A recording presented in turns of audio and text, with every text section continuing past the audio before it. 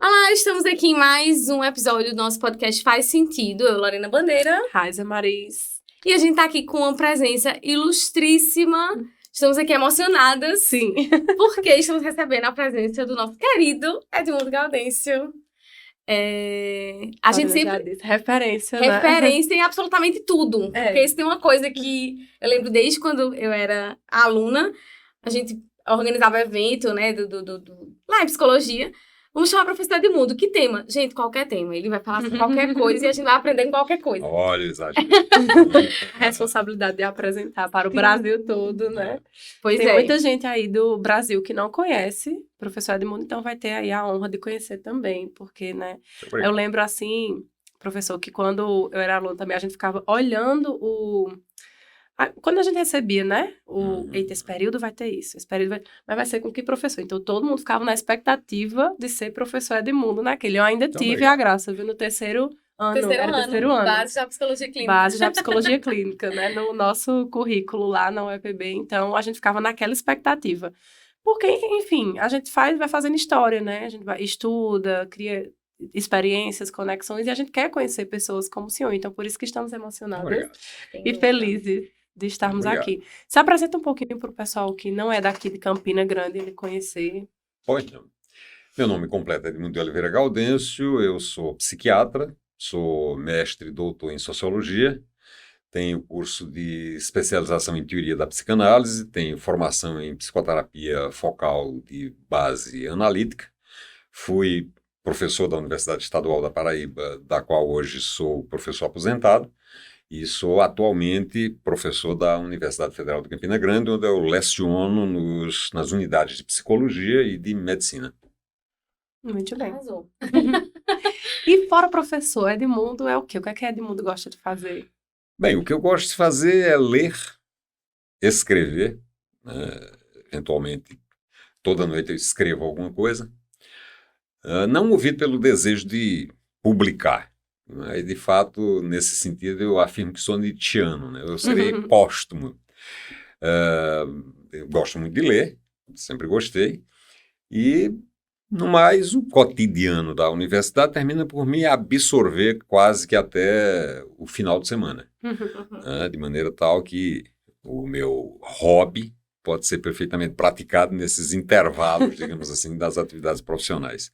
Não exerço mais a clínica, somente leciono. Bom, como essa proposta de podcast ali nasce da perspectiva logoterapêutica, mas não se centra nela, né? Como o Frankl diz, ela não é uma panaceia, então a gente pode cooperar com outras abordagens. Claro. É sempre bom, né, trazer também pessoas de outros caminhos, outras áreas. E mesmo trazendo aqui na sua biografia, né, a psicanálise, ela de fato ela faz muito parte, né? Eu sei, porque Edmundo me orientou, né? Ele tem uma bagagem muito profunda na logoterapia. Então, uma pergunta que a gente sempre faz aqui no podcast para as pessoas que participam é como foi que você conheceu a logoterapia? Certo. A logoterapia eu conheci através do professor Gutenberg Germano, né, que introduziu logoterapia na Universidade Estadual da Paraíba, onde eu lecionava. E isso ainda, acredito, na década de 80, 84, 85. E foi ele que me apresentou a logoterapia. E como a logoterapia é, de fato, apaixonante, né, eu posso dizer que me apaixonei pela logoterapia desde aquela época. Porque se há uma temática que eu gosto de ler, é filosofia. E de todas as formas psicoterápicas, para mim, aquela que lida mais de perto com a filosofia, sem sombra de dúvidas, é a logoterapia. Freud tem, de fato, uma bagagem enorme do ponto de vista filosófico, mas abordando as questões humanas por um prisma que a gente não qualificaria como filosófico, né? O que é nítido na proposta de Viktor Frankl. E como eu trabalho muito com luto, né, com morte, daí, então, a aplicabilidade da teoria, né, proposta no tocante exatamente aquilo que é o grande objetivo da logoterapia, que é atender o homem em sofrimento, né? E tratar do sofrimento a partir do aqui e do agora, porque no final das contas muitas vezes o sujeito remexe tanto no passado, para chegar eventualmente à compreensão de um sofrimento atual, que esse tempo muitas vezes extrapola, digamos assim, o prazo de resolução de determinado tipo de problema. Né? E nesse sentido, eu acho que a logoterapia é, do meu ponto de vista, a forma psicoterápica dos tempos atuais e dos tempos vindouros.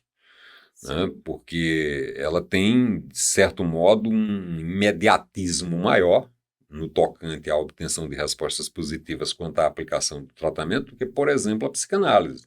Né?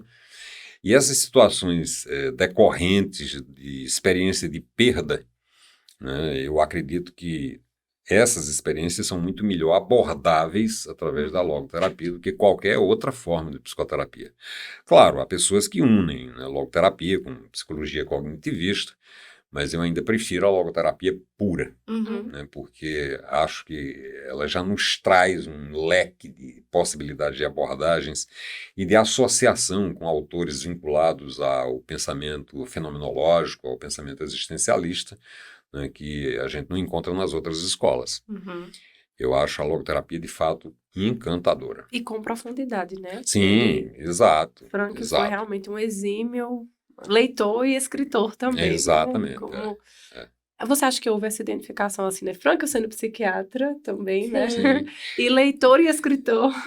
Exato. A primeira obra de Frank que eu li foi O Prisioneiro um Psicólogo no Campo de Concentração. E de lá para cá eu me apaixonei e me tornei uma espécie de logoterapeuta au concurso. Porque quando Gutenberg aqui chegou, eram relativamente poucas as pessoas que liam sobre existencialismo, eu e Everaldo Lopes, e a gente formou uma espécie de núcleo, um embrião, né, que desembocou na criação do núcleo Viktor Frankl e na exportação, digamos assim, através da UEPB, da logoterapia, para outros estados do Nordeste e da região Sul, como é o caso do Paraná. Né? Então, eu me identifiquei com Frankl de saída. Inclusive, quando o professor Gutenberg Germano foi à Europa conhecer Viktor Frankl, né? Ele, não, vamos comigo, a gente vai junto e tal, mas na época eu estava um tanto quanto destituído de condições econômicas e perdi a oportunidade, porque pouco tempo depois, infelizmente, o professor Viktor Frankl veio a falecer. Mas, de fato, a logoterapia eu acho fundamental. Então, eu sou um logoterapeuta honorário, digamos assim. Um logovivente. Um logovivente também. Não. A questão do existencialismo, realmente, né? E é interessante isso, porque quando o Frankl conhece o existencialismo, como isso muda, de fato, a percepção dele, inclusive, na própria construção da logo, né? Porque ele ainda fazia parte do ciclo ali adleriano, da psicologia individual, mas de fato, quando ele conhece, claro, da fenomenologia Max Scheler, mas também do existencialismo, né, o Jaspers, que isso vai transformar de fato. Então, acho que ele traz um outro olhar, inclusive, talvez seja muito presunção minha afirmar isso, mas pelo menos, eu passei a ver o existencialismo de uma forma muito diferente com o Frankl, porque a gente tem aquela noção de existencialismo pessimista, e não, a gente tem autores que trazem uma como diz a Ariano Suassuna, né, um realista esperançoso. Eu vejo que o Frankl vai mais para essa via, né? Que também não é por extremo positivista, não, positivo. Né? É aquela coisa, porque a logoterapia é muito tópica, positiva, nem para esse lado, nem também, né? Caminhando pelas possibilidades, que é o que ele fala, né? Isso. Na realidade, pelas possibilidades. Exatamente. E aí, pegando a deixa, né, disso que o professor falou, que foi o sofrimento, a logoterapia, trabalhar com sofrimento, né, a gente pensou em inúmeros temas para trabalhar, e aí um que particularmente sempre me chamou muito a atenção quando eu li a obra A Sociedade do Cansaço do Churran, foi quando ele fala da sociedade do doping, que é um desempenho sem desempenho. Exatamente. Né? Você tá nesse movimento de tentar performar de alguma forma, mas num nível já... E a gente vê muitas expressões, acho que a própria pandemia tornou isso muito evidente, né? Acho que, assim, o livro já tinha um certo status, mas acho que com a pandemia isso ficou tão evidente, né? Enfim... Acho que a gente pode começar daí. Então, que reflexões a gente poderia pensar dessa sociedade do doping na atualidade? O que você percebe? Eu acho Chul Han, na análise que ele faz da civilização, chamemos assim, ocidental, uma análise absolutamente pertinente, né, partindo ele, né, da proposta Foucaultiana de uma sociedade do controle.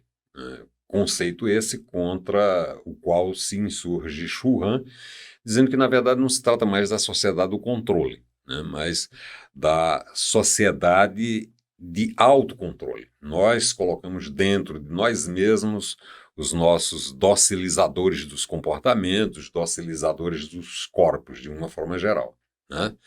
E nós é que passamos a cumprir a função de feitor, digamos assim, de nós mesmos. Uhum. Isso levando à exaustão dentro de uma sociedade que se caracteriza exatamente pela marca registrada típica do modelo de reprodução e de produção capitalista, Uhum. né?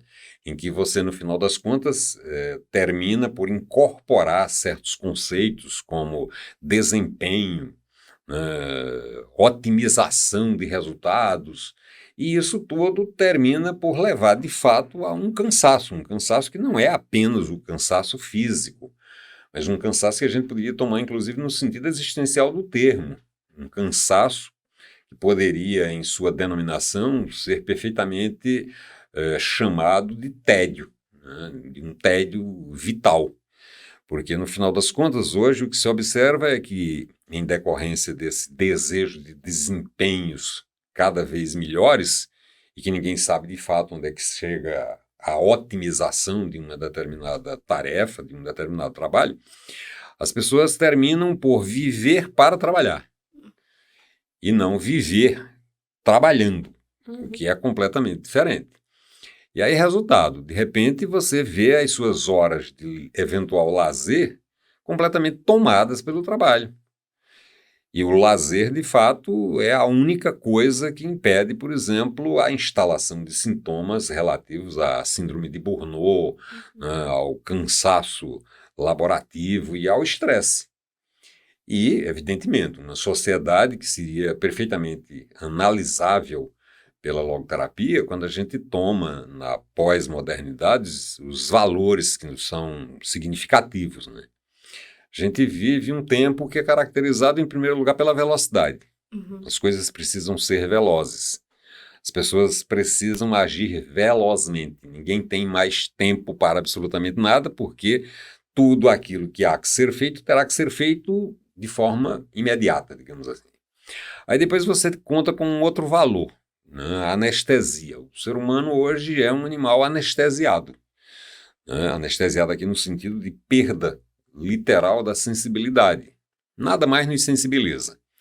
Quer dizer, de repente a gente se depara, né, com, por exemplo, a guerra na Ucrânia, e a gente usa de 1001 recursos intelectuais, cognitivos, para dizer, não, mas a Ucrânia é muito distante, eu não entendo o idioma ucraniano, isso aí é um problema deles, e cada um de nós vai vivendo de forma cada vez mais isolada e anestesiada.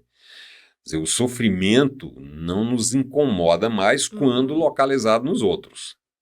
Quando localizado esse sofrimento em nós mesmos, aí nós apelamos para um outro valor da pós-modernidade, que é a analgesia.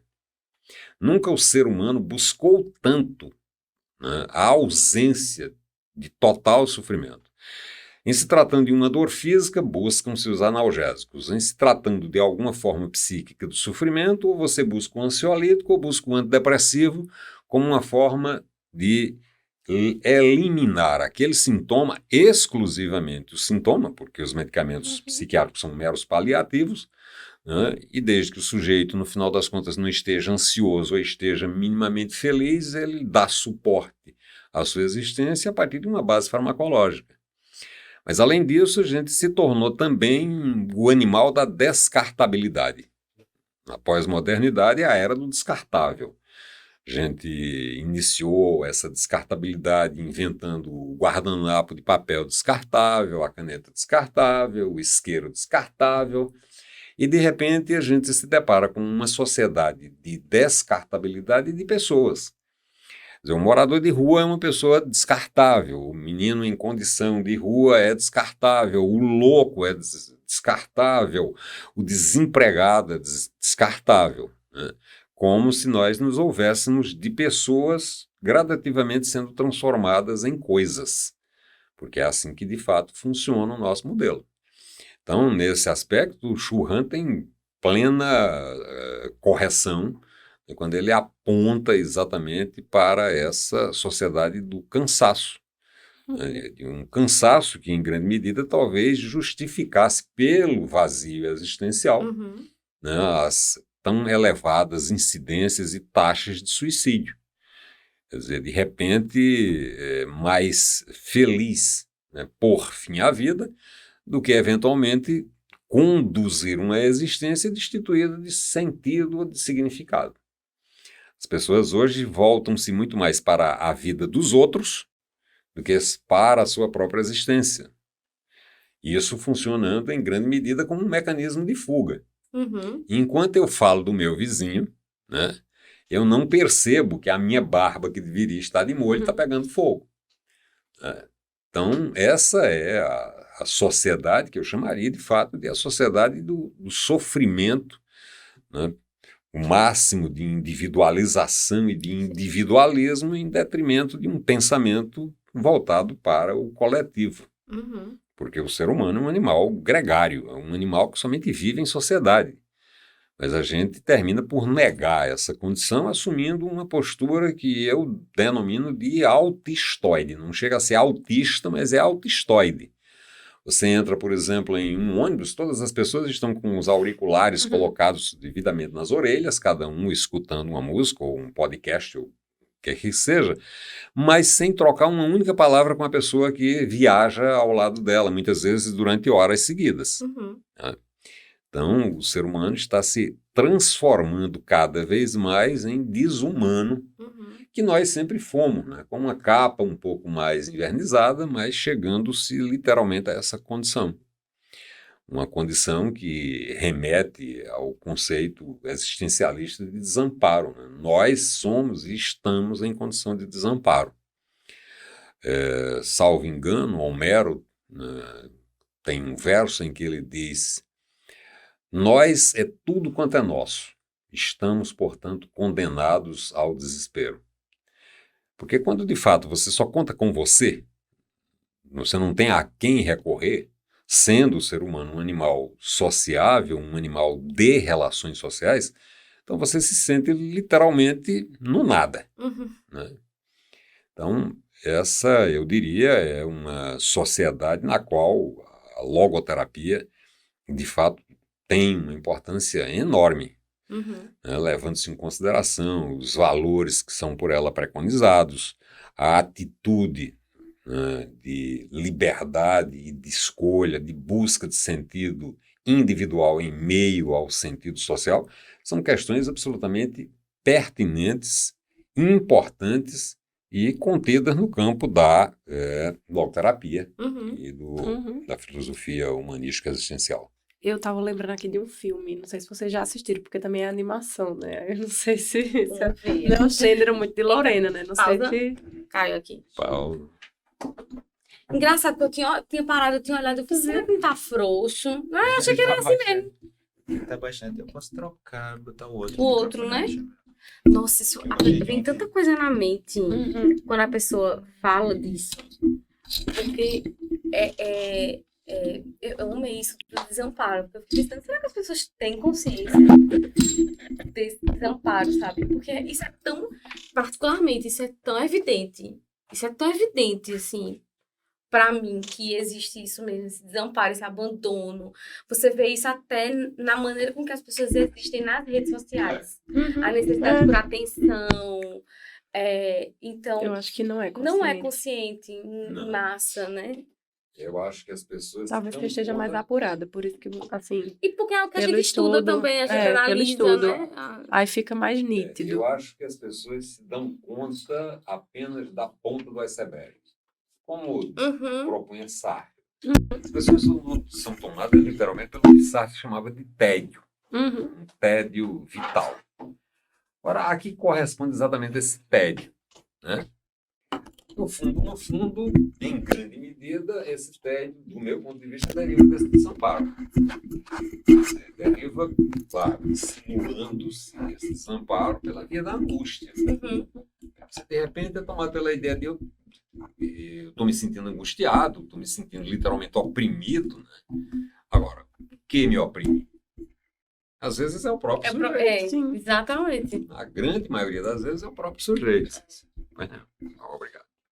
Pensa numa palavra que eu ia comentar, mas se der tempo a gente comenta. Você está gravando aí? Se tu deixou gravando, tu parou? Deixei. Então show. Qualquer coisa.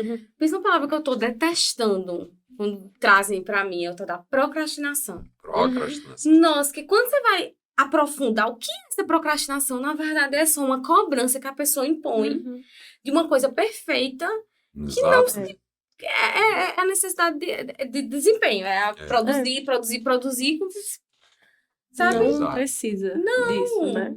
Procrastina dessa forma. Cansada. Sim, claro. É surreal, assim. Na maioria das vezes é isso, quando você vai aprofundar. Não é porque eu tô adiando uma coisa, não é porque eu não tenho tempo, é porque eu tô cansada, porque nenhuma coisa que eu quero, mas para as outras pessoas é importante, então eu sinto que eu preciso fazer. Enfim. Isso vai adoecendo, né? Então, Com certeza. Por isso que nessa ordem. verdade. Eu tava falando sobre o filme, né? Não sei qual foi a parte deixa... que parou, mas... Não, é melhor voltar. Foi bem na hora que o professor parou a fala dele e você ia falar sobre o filme. Então, fala, isso me remete a uma animação. Não, eu lembrei de um filme. Que eu não sei se vocês já assistiram, porque é uma animação, só que eu me surpreendi muito, inclusive, porque eu sempre assisto animações, trabalho com criança e adolescente, então tô sempre nessa...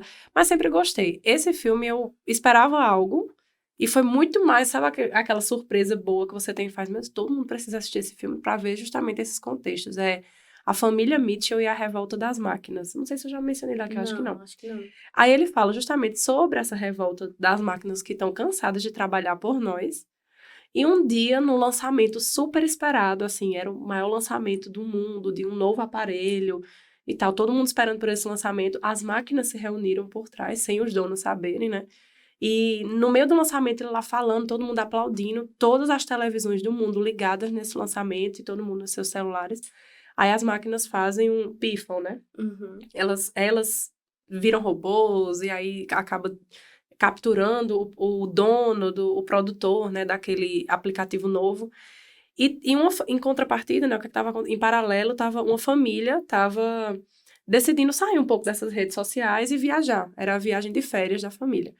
E aí a família, o pai, uma mãe, uma filha adolescente e um filho menor. E a filha adolescente achando um saco ter que sair sem o celular para uma viagem. O que é que eu vou fazer? Não, a gente vai ver.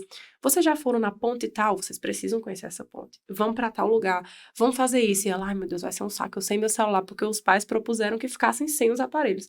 Então, no fim das contas, todo o mundo é capturado. As máquinas conseguem capturar as pessoas numa espécie assim de uma nave, e aí cada um fica no seu quadradinho da nave, e essa família é tipo a única salva, porque eles estavam sem os aparelhos, então eles não conseguiram localizar essa família.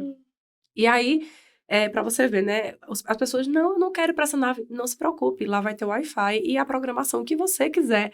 A família, então tudo bem. Aí as famílias não, as pessoas, porque aí eles dividem cada pessoa no seu bloquinho, né? E aí fica numa nave bem grande, as pessoas do mundo todo se reunindo. E assim, o estereótipo, né? Fica os olhos bem abertos. E eles assim, como se fosse hipnotizado.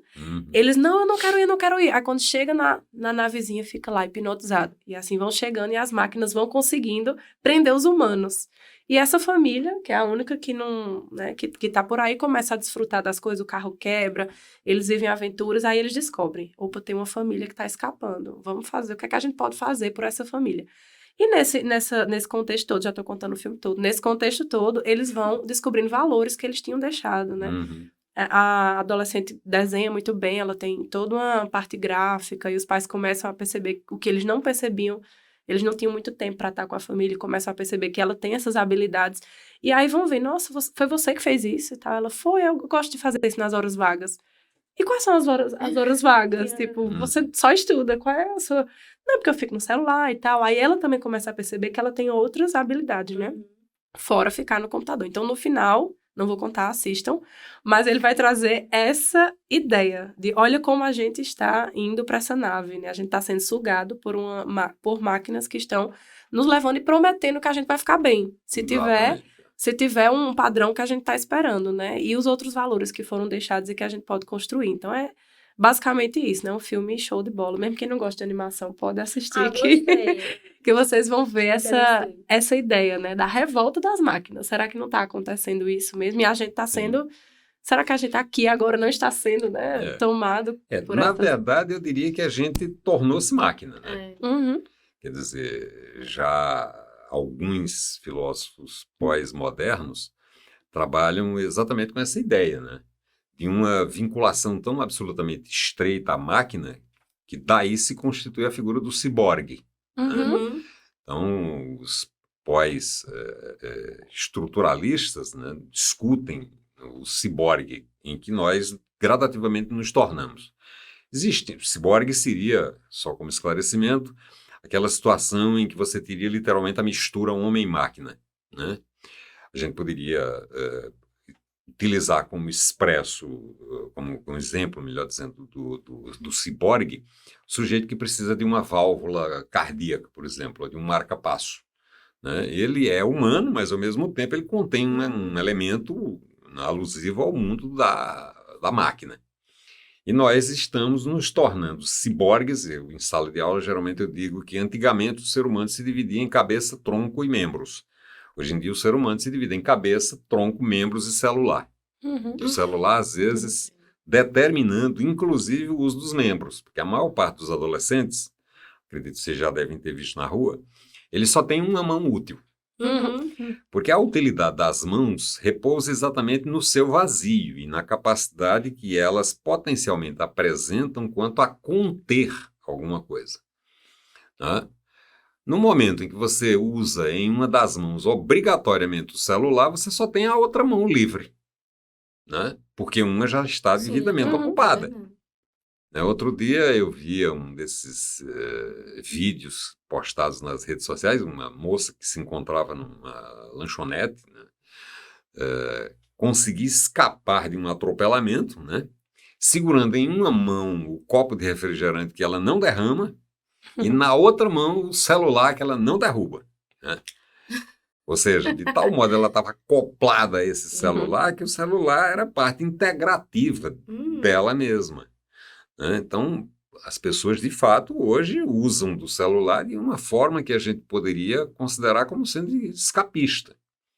Né? É melhor olhar para fora, porque o nosso grande temor é hoje interno.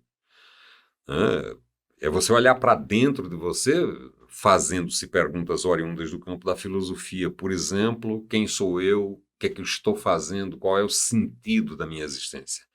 Essas são perguntas extremamente duras, difíceis de ser respondidas, e, nesse caso, melhor que eu pense na vida alheia, né? Melhor que eu, literalmente, perca tempo com atitudes e atividades que, de fato, não levam a absolutamente nada. Né? Às vezes, eu digo para os meus alunos, façamos um experimento de caráter existencialista. Vocês vão se sentar diante do televisor no domingo à tarde, a partir das 14 até as 16 ou 18 horas, com uma folha de papel, uma caneta, anotando na programação dominical televisiva brasileira quais os eventuais temas que lhe trouxeram naquela tarde algum investimento do ponto de vista afetivo, cognitivo, alguma utilidade prática para a sua existência. E alguns alunos aceitam esse desafio, né? E aí chegam para mim e dizem, professor, pela primeira vez eu analisei a programação de uma forma crítica. E depois, né, depois das 18 horas, meu Deus, eu fiquei dentro do televisor das 14 às 18 horas e não aproveitei nada. O proveito teria sido muito maior se ele eventualmente tivesse ido dormir, que estaria repousando, ou fazendo alguma coisa alusiva ao ócio criativo, que seria ler, escutar boas músicas, conversar com as pessoas. Porque hoje não existe mais espaço para conversa. Né? E não existe por causa da pressa. Não existe exatamente porque, né, tudo há que ser feito em função do ritmo da máquina. E quando ainda há pouco você falava, Lorena, em procrastinação, né, nós nos colocamos exatamente dentro daquela ideia, né, de que há um tempo a ser cumprido e o sujeito que não cumpre aquele tempo, ele está, na verdade, procrastinando. Ele pode estar, eventualmente, procrastinando, mas há que se levar em consideração uma pergunta: por que é que ele está fazendo o adiamento de uma eventual tomada de decisão, né? A palavra procrastinação, outro dia eu discutia com os alunos, uma das coisas que eu gosto de ler é a geografia. A geografia é a biografia dos santos, né? Com tudo aquilo que eventual tem de ficcional na história desses santos. Mas há um santo cuja iconografia, cuja figurinha, o antigo santinho, é uma iconografia muito bonita, que é Santo Expedito, né? O santo das causas urgentes ou das causas desesperadas. Então ele tem em uma das mãos um crucifixo, em torno do qual existe uma faixa de pergaminho e a palavra Rodi, né? Que significaria atualmente, hoje, agora. E debaixo de um dos pés um corvo, né? De cujo bico sai uma expressão cras, que significa depois, né? Diz a história de Santo Expedito que, na verdade, ele durante algum tempo relutou quanto à aceitação do cristianismo ou não. E no tocante à aceitação do cristianismo, existia uma voz que lhe dizia: agora, aceita o cristianismo agora. E outra voz, possivelmente a do dito cujo, Satanás, que lhe dizia: não, depois, não, depois, não, depois. Mas o que é que isso, no final das contas, coloca em cena? Eu acho que isso coloca em cena algo da ordem do problema que a gente tem com relação a algo chamado tempo. É dizer, nós cada vez menos utilizamos o tempo a nosso favor ou em nosso benefício, porque nós estamos literalmente atrelados a máquinas que, por sua vez, nos determinam os seus próprios prazos e os seus próprios tempos. Não somos nós mais os regentes dos nossos instantes. Nossos instantes são regidos pelas máquinas, né? Só que a gente, infelizmente, não percebe isso. Até porque nós não costumamos tomar a vida a partir de uma abordagem que a gente pudesse considerar como sendo analítica e crítica. Isso o existencialismo faz. Tanto é que muitos existencialistas afirmam ou afirmavam que o existencialismo não era uma escola filosófica, era uma postura de vida, era um modo de enxergar a existência. E aí você, de repente, olha para a sua existência e você vê todos os seus dias sendo tragados, né, literalmente pelo relógio, em consórcio, evidentemente, com o espaço, né? E nós esmagados entre tempo e espaço. Né? E isso, eu acredito, somente tende a piorar. Né? E cada vez mais nós somos regidos literalmente pelo computador. Né? Quando o professor falou sobre isso, né, de você, o exercício existencial da televisão, eu imaginei muitas pessoas, porque a gente sabe que isso acontece, né, no rolar do Instagram ou do TikTok, né, que é um mecanismo, que eu fico muito surpresa, às vezes eu vejo crianças já muito pequenas fazendo, já sabe esse movimento. Então, o que acontece? Você tá lá passando, é infinito, porque você pode passar o dia inteiro, vai ter conteúdo ali pra você rolar, e se você voltar pro topo da página, ele automaticamente atualiza, você fica preso. Exatamente. Ali, como foi bem citada essa questão da alienação, sem assumir outra postura, né? E o próprio sujeito se colocando nesse contexto, porque ele mesmo fica refém de postar, fica refém de estar ali, a ideia de que você só existe para os outros. Eu lembro que quando isso ali já faz tempo, quando eu defendi a dissertação, o professor Edmundo, inclusive, estava na minha banca, né, da defesa do mestrado, e eu lembro que quando eu fui embora, eu estava doida para postar, sou mestra, que eu já, né, ali era mestra. E aí, por descuido meu, eu terminei derrubando o celular na privada.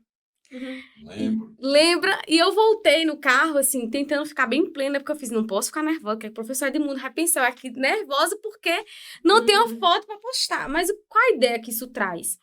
De que as coisas, elas só existem, primeiro, quando elas existem, pelo menos na minha concepção, né? Só existem quando existe pro outro, Sim. né? Exato. E através de um elemento aí que hoje é muito mais potencializado, porque quando a gente tá falando de 2016, agora a gente tá em 2022, pós-pandemia, que eu acho que esse é um elemento importante também. Sim. Eu lembro que a gente falava muito mais. E a gente falava, meu Deus, as pessoas vão sair tão melhores da pandemia. E, nossa, eu vejo o completo oposto. As pessoas estão cada vez mais Exato. fechadas na sua bolha, né? Não querem mais estar em espaços coletivos de trabalho, né? Então, cada vez... não sei qual a análise que você faz, professor, da pandemia e desse elemento do doping, do cansaço, da velocidade das coisas. Já tinha a rede social, aquele Instagram que vocês tinham, já era antes da pandemia? Foi durante a pandemia. Já foi uma ideia? Foi assim? uma ideia... Explica aí o Instagram pro povo. Eu pensei nisso agora, assim. Eu disse, como eu já seguia, tá bem claro pra minha cabeça, mas vocês não sabem. Afeto, isso. Na verdade, o Quarentena com Afeto foi uma proposta, né, tão logo decretada a situação de calamidade internacional, de pandemia. E aí eu pensei na possibilidade da criação de um grupo de solidariedade, um grupo de ajuda mútua. E recorri, então, a minha página no Facebook, né, dando a ideia, e vários alunos de medicina cooptaram a ideia. Não, professor, vamos criar e tal. E aí a gente criou um grupo, né, constituído por estudantes de medicina, ao qual depois se anexaram estudantes de psicologia, psicólogos, psicanalistas, né, objetivando, né, tratar fundamentalmente, né, a ansiedade de forma compreensiva, fornecendo informações para que as pessoas entendessem o que é ansiedade, angústia, quais os meios extramedicamentosos que você pode utilizar na abordagem da ansiedade, etc, etc. E o projeto já existia, já funcionava e depois foi transformado em projeto de extensão da Faculdade de Medicina da UFCG. Né? Então ele foi criado, a pandemia foi instalada oficialmente, acho que final de fevereiro, e em março, né, a gente já começava a atuar com esse grupo.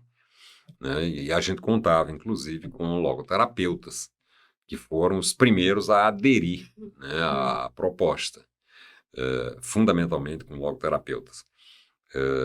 Havia aqui e acolá um ou dois psicanalistas, mas a grande maioria era constituída por logoterapeutas. E acho que, de fato, a pandemia, pelo distanciamento social, né, e pelo auto-isolamento, mobilizou profundamente aspectos no ser humano que vêm à tona agora.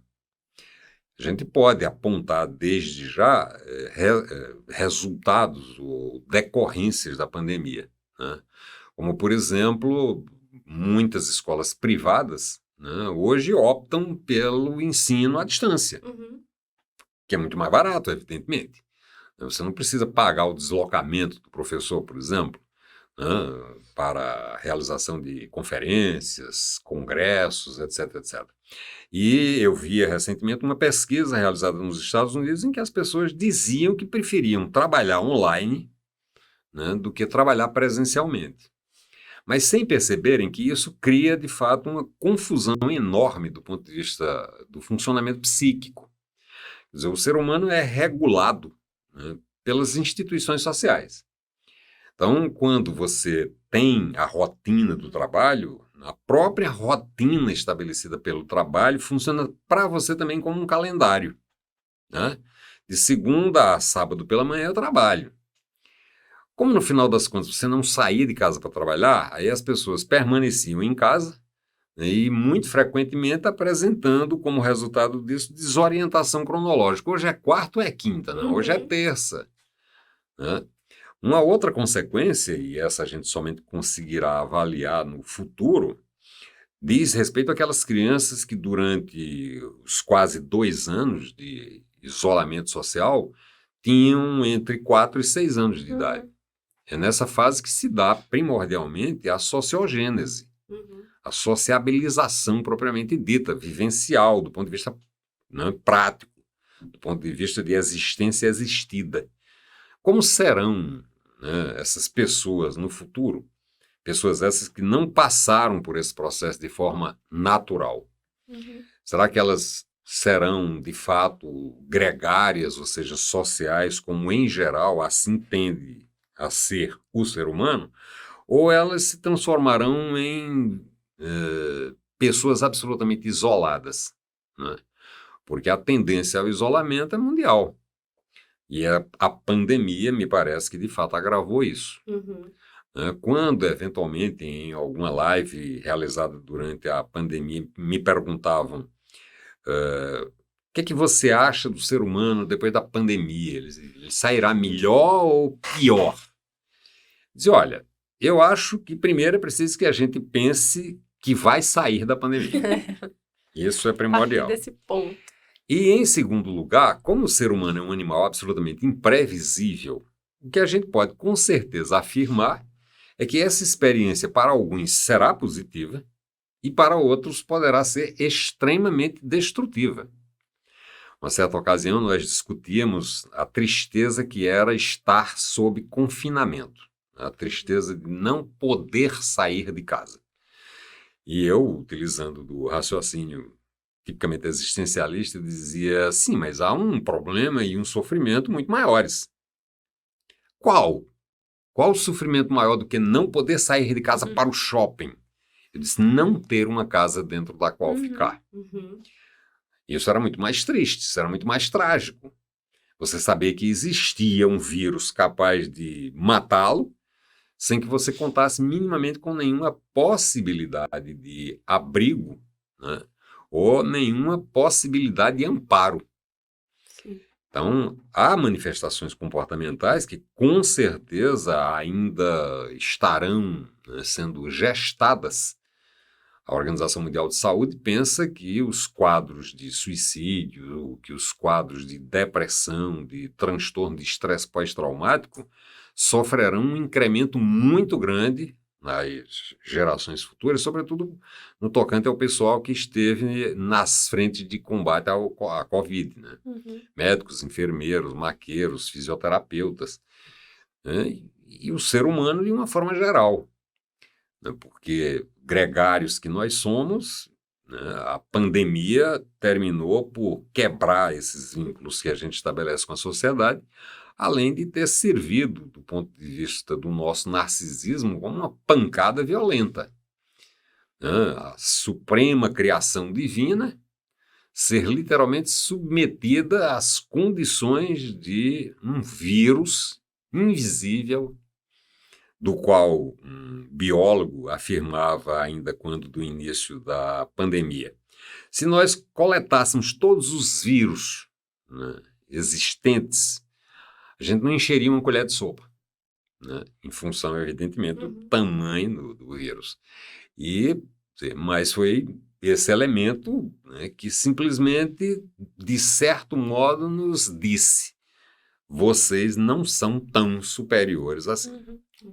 Né?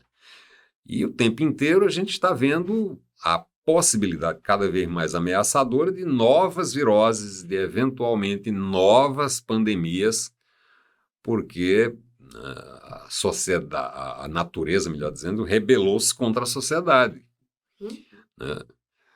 O ser humano, de tal forma, vilipendiou a natureza, e a nossa resposta, a resposta que está sendo dada é exatamente essa. Né? Já surge um outro vírus, agora supostamente transmitido pela cabra na China. Um vírus que ainda nos últimos 4 anos apresentou-se em 35 casos, mas é um vírus que, caso venha eventualmente a se alastrar, ele produzirá uma mortandade muito maior do que a Covid-19, exatamente porque as taxas de letalidade desse vírus são de entre 50% a 75%. Muito maiores essas taxas do que a Covid-19. Então, nós estamos, de fato, num momento, eu diria, crucial da humanidade. Né? E não bastasse isso, infelizmente, os comportamentos bélicos que, mais uma vez, vêm à tona, voltando o ser humano literalmente aos imperialismos do século XIX, né? Séculos XVIII e XIX. Você vê a atitude russa tipificada num desejo de se reconstruir o império que a Rússia foi. Do outro lado, a China, do outro lado, os Estados Unidos, e no meio disso tudo, algo chamado humanidade, cada vez em um risco maior de literal extermínio. E é interessante isso, assim, são questões que, de início, a gente tende a manter muito distante, né? Aconteceu a mesma coisa com a pandemia. Eu lembro que quando a pandemia o vírus, na verdade, né, já alastrava, assim, né, na Itália, principalmente Itália, né? Muitas pessoas aqui no Brasil, isso aqui não é bem aqui, não. Então, era como se fosse assim, não tá aqui, tá tudo bem. Exatamente. Né? E mesmo discurso também com relação às questões que envolvem a guerra, né? Não tá aqui. Então, existe essa tendência a ficar um pouco alheio a algumas coisas, né? E aí, eu acho que Frankl contribui muito quando ele vai trazer a ideia de comunidade, a ideia das escolhas. A gente tá o tempo todo tomando decisões, escolhendo, e quem tá aberto, quem esteve aberto para aprender durante esses 2 anos da pandemia, mudou, aprendeu, mas quem não esteve só regringolou aí, né? É por isso que eu perguntei do projeto, assim, se tinha surgido na pandemia, até pelo nome também, né? Porque a gente vê, assim, que, como o próprio Frankl disse, tem situações que a gente não pode mudar, mas o que é que a gente pode fazer nelas, né? Então, a iniciativa de vocês, e aí ajuda as pessoas que assistiam, que visualizavam, ficava esperando uma live, ficava esperando um tema, e foi um conforto, assim, pra gente saber que estávamos ali, mas que a gente podia fazer algo, de repente, pensar, né, e as pessoas que estão desabrigadas, o que é que eu posso fazer por elas, né, e assim, tentar fortificar a corrente, né, a corrente do bem, ou enfim, como queiram chamar. E a própria relação com o ambiente, né, eu acho que eu já falei desse autor em outro episódio do podcast, né, o Ailton Krenak, que eu comecei a ler os livros, eu fiquei, não, foi muito tapa na cara, assim, muito, porque eu não vou lembrar agora todos os nomes, mas dá pra ler todos os livros dele, que eu tenho certeza que, assim, trazem muito essa relação da gente de forma super narcisista com o meio ambiente, né? Exato. E Frankl também fala sobre a relação do homem com o ambiente, né? Como a gente lida e como isso,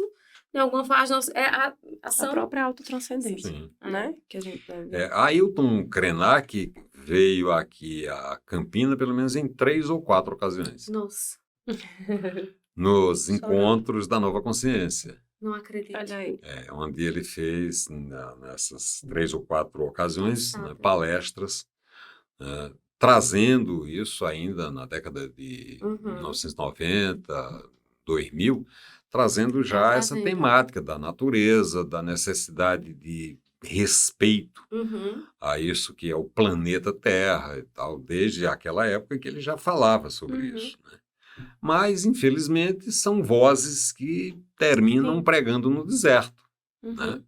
Outro dia eu conversava com um aluno e eu perguntava, você sabe quem é o santo padroeiro da ecologia? Ele disse, não sei se vocês sabem, São Francisco de Assis. Animais e tal, né? Só que ele entra, né, como padroeiro, patrono da ecologia, porque ao tempo em que ele viveu, século XIII, 1200, né, ele foi quem primeiro levantou a voz, né, para criticar o desmatamento que estava acontecendo na Itália, né, dizendo, né, que, na verdade, estava se matando a mãe natureza, né? Então, ele se torna, literalmente, um padroeiro por conta dessa preocupação. Você veja o que é, né, um pensamento absolutamente antecipado do ponto de vista, né, de responsabilidade para com o tratamento da terra e de tudo que nela dá sustentação à vida. Isso ainda no século XIII. Imagina. Já nos chamavam a atenção para isso e a gente simplesmente não escutou e continua não escutando. Continua não escutando, essa é a questão, né? Até quando vamos parar? Até onde vamos, na verdade, né? Quando vamos parar? E se vamos. Se vamos, né? Eu lembrei, pra gente fechar e continuar os outros quadros aqui, porque se deixar a gente passa a tarde toda aqui. A questão da alienação, e agora isso também, até onde vamos. Eu lembrei muito daquele filme Não Olhe Pra Cima. Sim. Vocês professor assistiu. Não. Don't Look Up. Nossa, muito bom. É ano Fica a passado, dica. né? Não olhe para Ano cima. passado. Ah, Foi sim, ano sim, passado. vi. Pronto. Muito bom. Muito bom. bom. É Muito até, assim, me deixou estressada o nível de alienação das pessoas. E não é muito distante do que Não, a gente lida na atualidade, né? Essa alienação para várias coisas. Claro que ali traz uma questão ecológica e política, mas a gente pode ampliar para várias outras coisas, né? Quando fala de uma pessoa que está ali Exatamente, pregando no deserto, é um pouco disso, né? Como... exatamente. Me chama. Bom, temos Sempre. alguns outros quadros aqui. Um deles é o quadro Referências. Pois não. A gente sempre gosta de perguntar para as pessoas as referências dela. A gente tenta direcionar para uma área específica, mas a gente pode deixar amplo, porque, enfim... A gente citou algumas A aqui gente já, já né? citou algumas, Tanto de né? filme, como de livros, como de autores. Exato. Então, não só da psicanálise, da psicologia, da literatura, enfim. Quem 3 referências, se você conseguir nomear 3. Pode ser atual, pode ser da vida. É. 3 referências, né? Para Edmundo Galdês, escritores. Eu diria enfim, que teólogos. uma referência seria meu pai, Uhum. né? Ou os meus pais. Pela educação que eles me deram, pela forma como eles me instrumentaram no tocante a tentar apreender e compreender o mundo. E as outras eu citaria, então, como sendo pertencentes ao campo teórico. Uhum. No campo teórico, eu teria um filósofo, né, que eu leio frequentemente, estudo, que é Nietzsche, né? Acho que Nietzsche trouxe contribuições enormes, imprescindíveis à filosofia de uma forma geral e à própria análise crítica de mundo e de existência. E um outro teórico que eu referencio é Gilles Deleuze, um filósofo pós-moderno, já falecido, e que, no meu entendimento, é um dos filósofos da atualidade, uma vez que o seu pensamento é absolutamente atual, que mais nos tem a informar por conta da sua metodologia e do ponto de partida que ele adota. Quando ele afirma o que é a filosofia, na obra O que é a Filosofia, quando ele afirma a função da filosofia é criar conceitos. E ele trabalha com vários conceitos que são extremamente instigantes, como é o conceito de dobra. Uhum. Ele era um sujeito extremamente prático e recorria a esse tipo de metáfora, objetivando, né, desenvolver, né, ideias. Então, a ideia de dobra é aquela que se aplica, por exemplo, a uma folha de papel. Você toma de uma folha de papel ofício, você dobra no meio e olha para a dobra. Para quem conhece o autor, sabe quais as sacadas que dali ele retirará. Para quem não o conhece, não conhece o seu pensamento, uma dobra será simplesmente uma dobra. Mas aí é onde mora exatamente a genialidade de Deleuze quando ele diz, não, uma dobra não é apenas uma dobra, porque uma dobra une na mesma medida em que separa. Uma dobra separa unindo, né? Porque você dobrou o papel, você não rasgou, você não cortou, né? E aí ele diz, e no mundo o que é dobra? Você aplica esse conceito a um sem número de situações. O que é o meio-dia, por exemplo, se não uma dobra, né, que a gente estabelece entre a manhã e a tarde? Né? O que é meia-noite, se não uma dobra entre aquilo que a gente chama de noite e madrugada? Né? O que é o alvorecer? Uma dobra entre a noite que se foi e o dia que está chegando. Então, o que é uma dobra? O nós é uma dobra. Uma dobra estabelecida entre o eu e o tu. Né? Nós nos dobramos e desdobramos no nós. Então, eu citaria essas três influências. Embora, do ponto de vista da literatura, eu tenha Fernando Pessoa como sendo o meu poeta. Que, de fato, eu sempre sugiro inclusive a leitura de Fernando Pessoa a partir de um olhar, né, existencialista. A logoterapia se aplicaria perfeitamente a uma análise das obras de Fernando Pessoa. Houve um aluno na unidade de psicologia da UFCG, em que nós, no trabalho de conclusão de curso, fizemos uma análise, né, a partir da logoterapia de um poema de Fernando Pessoa. Que massa. E a vida de Fernando Pessoa seria aplicável a isso.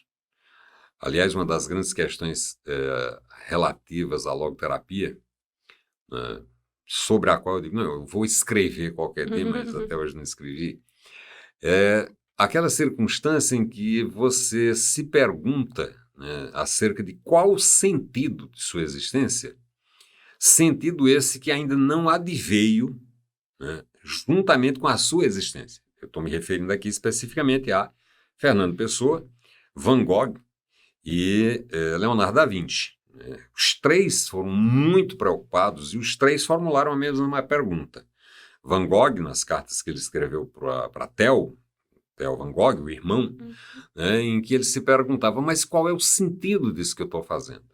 Será que no futuro as pessoas lembrarão que existiu alguém chamado Vincent Van Gogh? Será que isso que eu faço e que hoje as pessoas não tratam como arte, de fato será arte? A mesma coisa se perguntava Leonardo da Vinci. Será que o futuro lembrará que existiu na história da humanidade um sujeito chamado Leonardo da Vinci? E Fernando Pessoa, do mesmo modo. Né? Fernando Pessoa, né, foi agraciado ainda com um prêmio, não chegou a ser de fato um poeta conhecido ainda durante o seu tempo, mas hoje ele é de fato considerado um dos maiores escritores do mundo. Mas os três eram atravessados literalmente por um sentido, né, que eles não perceberam, até porque o sentido, de fato, em relação a eles, só aconteceu após a existência material propriamente dita. Né?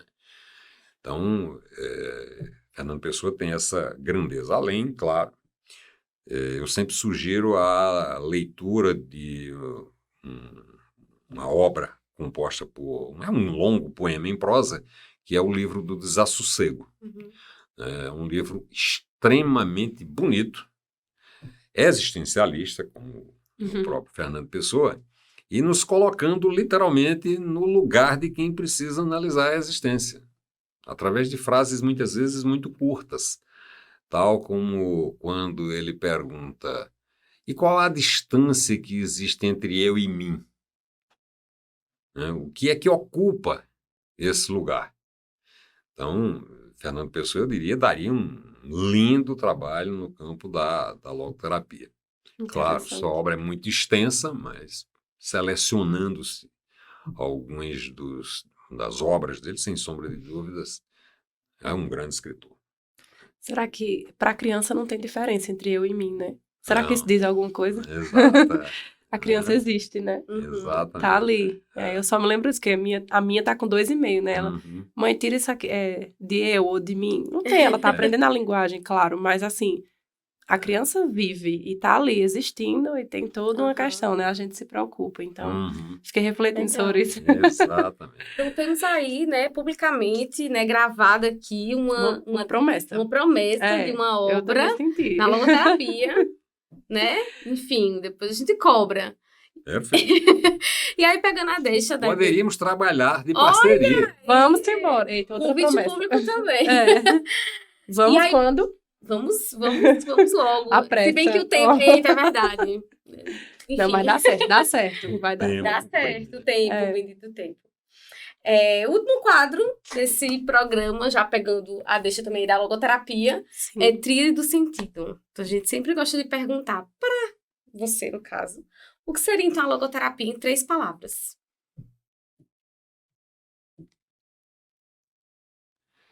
Eu resumiria a partir de Píndaro, que foi um poeta da Grécia Clássica, e que Nietzsche transformou na sua grande bandeira de luta, ou no seu grande slogan, né, pessoal no tocante ao pensamento. Píndaro é o autor da frase "Sê quem tu és". Se são 3 palavras, então "Sê quem és". Adorei, nossa. Né? Até as 3 palavras foram filosóficas. Foram filosóficas. Não, tá vendo? Vocês entendem agora quando a gente tá fechando o programa, por quê, né? Que a gente trouxe o jovem Edmundo uma aqui. dobra, na verdade, não fechamento. Minha filha. Eu já ia dizer isso, obrigada pela dobra, né? Porque, de fato, foi um encontro existencial muito cheio de afeto e de sentido pra gente. Espero que tenha sido pra você também. Com certeza. Estar aqui com compartilhando, né? Porque é isso, a gente vai vivendo, e como eu disse desde lá no início, né? Trocando essas experiências e vendo o que se deixa no outro, o que se recebe, né? E o que acontece nesse meio tempo que a gente estava aqui. Então, muito obrigada. Exatamente. Pela sua existência e por estar aqui. O trabalho de vocês estabelece exatamente essa dobra que torna possível o nosso contato com as pessoas que estão do lado de lá, né? Uhum. E as pessoas que estão do lado de cá, eventualmente entrando em contato, né, mediante argumentos, perguntas, né, Sim. com vocês. Porque, no final das contas, é preciso que a gente haja de maneira crítica no tocante à tecnologia. Sim. E agir de maneira crítica é apontar o que na tecnologia existe de bom e de positivo. Sim. E dizendo, sem negar, evidentemente, o que a tecnologia pode implicar em termos de desastres. Uhum. Né? Então, isso mesmo. É graças aos meios de telecomunicações que a gente consegue falar literalmente com o outro lado do mundo. Mas é graças às telecomunicações que, no final das contas, a gente do outro se isola. Como dizia Humberto Eco, o celular é esse aparelho maravilhoso que une as pessoas que estão distantes, separando, porém, as pessoas que se encontram próximas umas das outras. O celular cumpre exatamente essa função. Então, utilizemos com cautela, né? Com moderação, como já diria. Moderação. Também. Exatamente. Não só com o sentido, mas para o sentido. Sim. Exatamente. Para o sentido, não é? Para o sentido. Isso mesmo. Muito obrigada. Eu que agradeço a vocês, parabenizo pelo programa, parabenizo pela ideia. De fato, acho que com isso vocês preenchem alguma coisa da ordem da responsabilidade que a psicologia tem para com o mundo. Sim. Uma vez que a psicologia é, de fato, a grande ciência humana. Aonde quer que vá uma pessoa, com ela, evidentemente, vai o aparelho psíquico, que é a matéria-prima da psicologia. Muito obrigado. Show. Fez sentido já? Com certeza, já fez. Obrigada, até o próximo episódio. Perfeito. Gente, até lá. Contamos com vocês aí nos próximos e qualquer coisa, ó, perguntas, comentários, deixa que a gente aperreia aqui, Edmundo, para continuar, né? Esse bate-papo de forma agora escrita, coisa que você gosta de fazer também, então tá tudo certo. Tchau, tchau. Tchau. Um abraço enorme.